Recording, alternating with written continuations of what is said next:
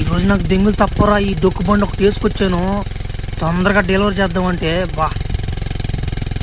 ఏడబ్బాయి delivery బాయా? ఈ నా యాళ్ళకి ఏం పని ఉండదు. రారా తొందరగా రారా ఫోన్ చేసి చెప్పా. అప్పుడు వచ్చాడు.